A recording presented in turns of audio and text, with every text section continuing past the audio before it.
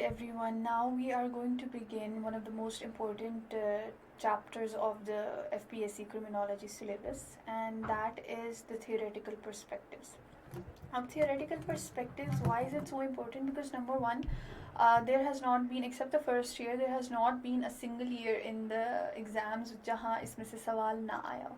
And there have been a few papers जहाँ पे section 1 के दोनों सवाल ही इसी chapter में से हो, which is why I'm going to focus on this chapter in great detail, and it has been divided into many different parts, focusing on each and every perspective and theory separately. So let's begin the lecture.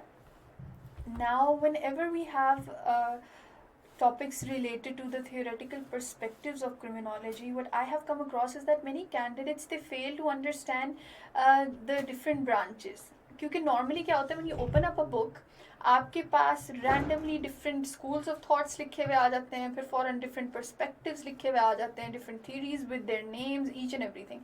And many candidates fail to understand how these theories and how these perspectives are related. आपके जो syllabus में इतनी चीज़ें लिखी हुई हैं with the name, how are they related to each other?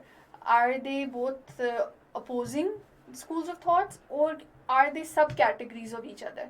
किस तरह से आपस में relate करते हैं? So in order to explain this, I'm going to go over it once again कि किस तरह आपके syllabus में हर mention how all those different perspectives and schools of thoughts that have been mentioned, how do they relate to each other?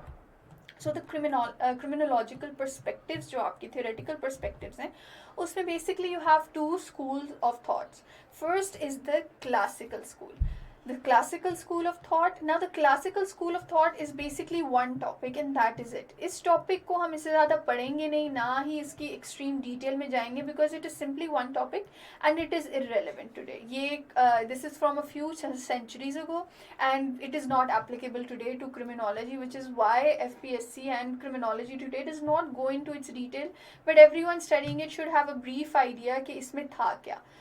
इससे related अगर question आता है तो it comes either as a 5 marks or a 10 marks note and that is it. Proper 20 marks का question इस पे नहीं आता. So that is why it is not important to go into the extreme details, but we will go over it enough to make you understand what it is. And the second school of thought is the positivist school of thought. A positivist school of thought is the one that is still applicable today. अब जो criminology हम पढ़ते हैं, it is basically all of this.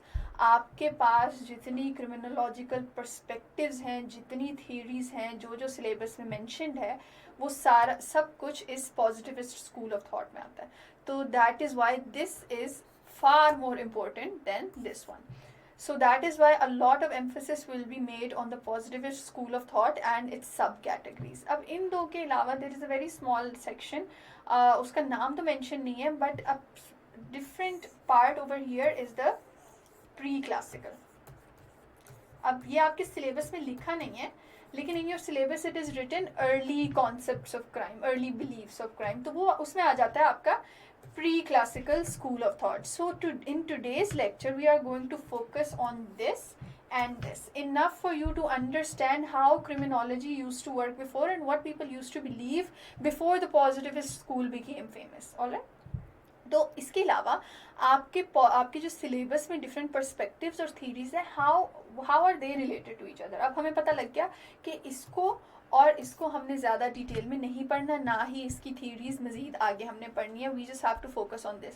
So the 3 perspectives जो आपके syllabus में लिखी हुई हैं, biological, psychological and sociological, biological, psychological and sociological, ये सारी क्या हैं? ये पॉजिटिविस्ट स्कूल की सब थीरीज आप समझ लें. ये उस स्कूल के अंडर डिफरेंट पर्सपेक्टिव्स आते हैं. So basically this has 3 different perspectives inside it. इनको भी हम अलग अलग पढ़ेंगे. अब this is a bit outdated, this is slightly positive. The psychological perspective is slightly relatable today. Biological is very less.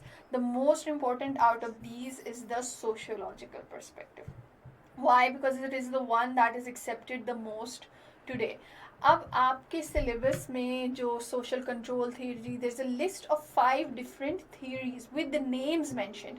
वो कौन सी theories हैं? वो सारी sociological perspective की theories हैं.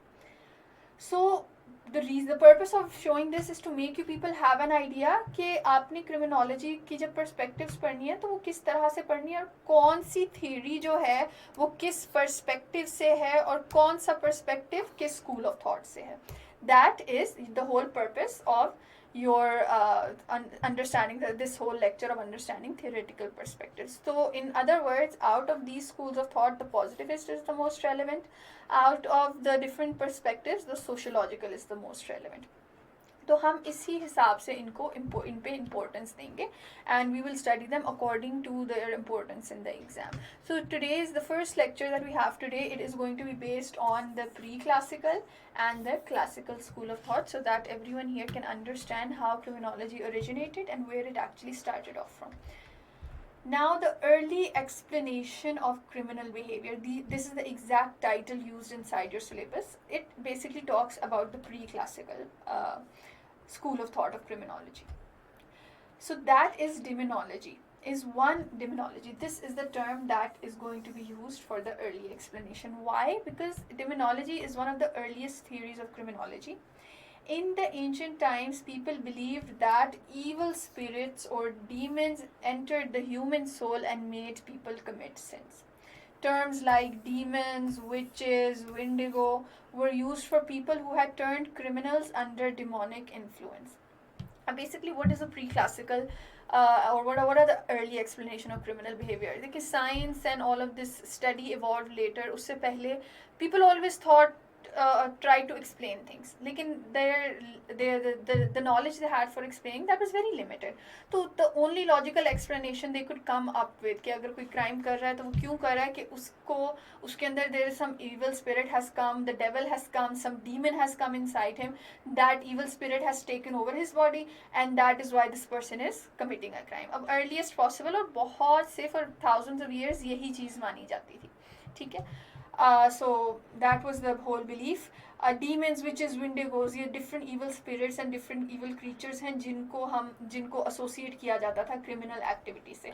If any of you know कि पुराने दौर में if you found out okay this person is a witch, they would associate people as by calling them witches.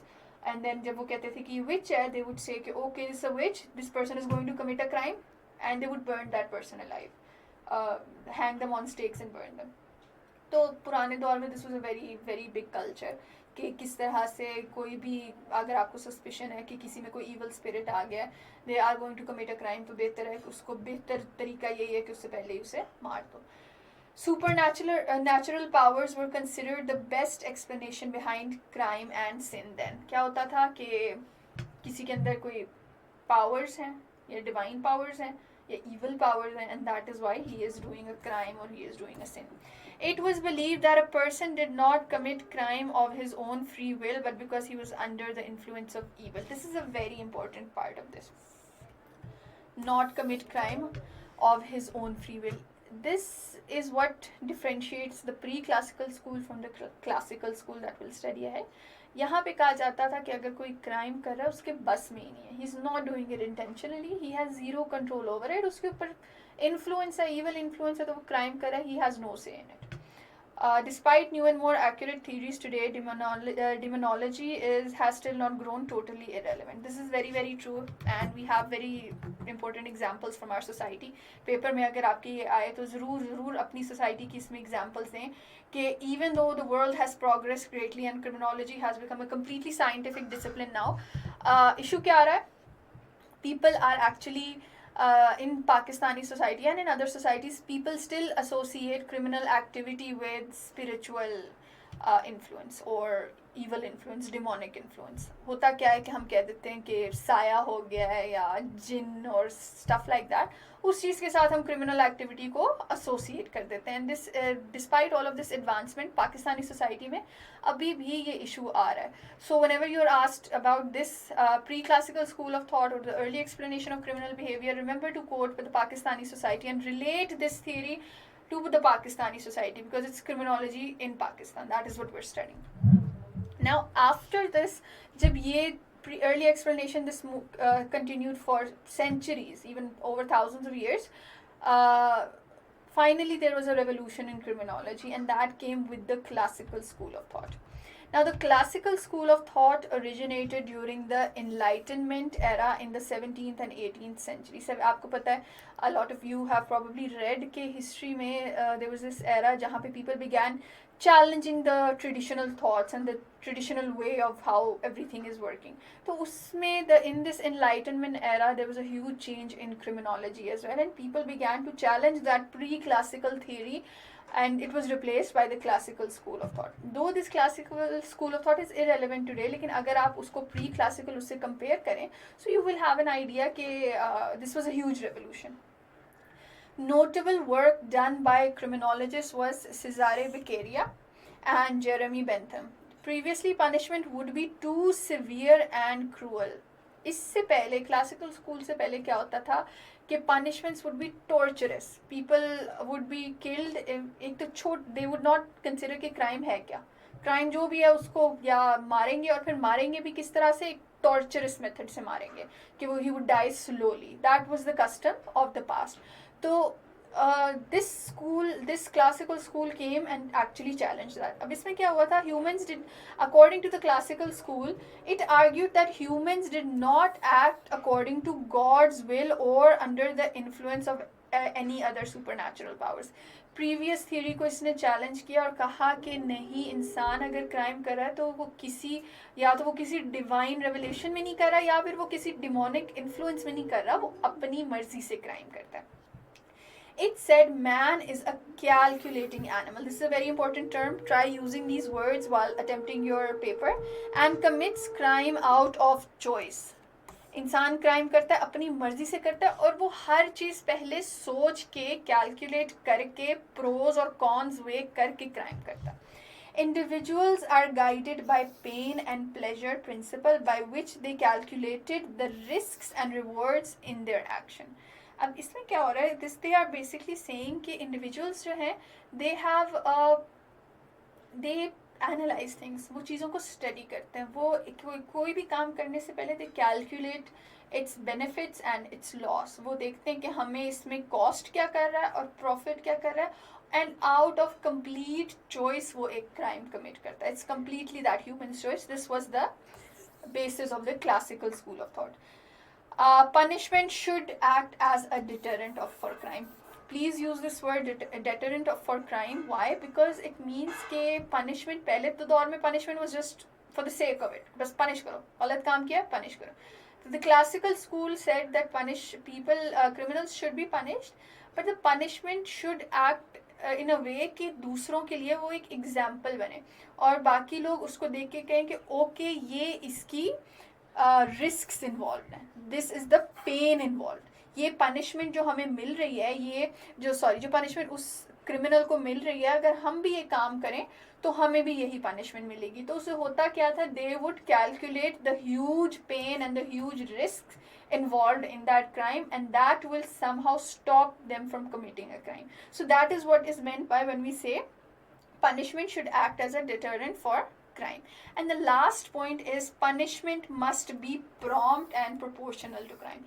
Like I said before, पहले उसमें in the pre-classical school of thought, they did not consider कि crime जो है किस level का crime है, हमने किस तरह से पनिश करना है, they would just punish in a horrible manner. So the classical school also challenged that, and it said कि पहली बात ये, whenever a person is convicted of a crime, you need to punish him straight away, and secondly the punishment needs to be proportional to the crime. कि जिस तरह का crime है, जिस सिवेरिटी का क्राइम है, उस हिसाब से उसकी पनिशमेंट होनी चाहिए. Now most of these concepts they're quite irrelevant today, लेकिन ये जो last 2 points हैं ये आज भी माने जाते हैं कि first, punishment should act as a deterrent for crime, कि you need to set an example, even though it has been replaced by some other theories, but it is still somewhat relevant. And secondly, punishment must be prompt and proportional. आज भी जब हम किसी crime के लिए किसी person को punish करते हैं, criminal को punish करते हैं, so we make sure कि if it's a small crime fine से हो जाए, if it's a murder तो he should get life sentence or death penalty. तो इस तरह से crime की जो punishment है वो उस crime की severity के हिसाब से होती है. ठीक है.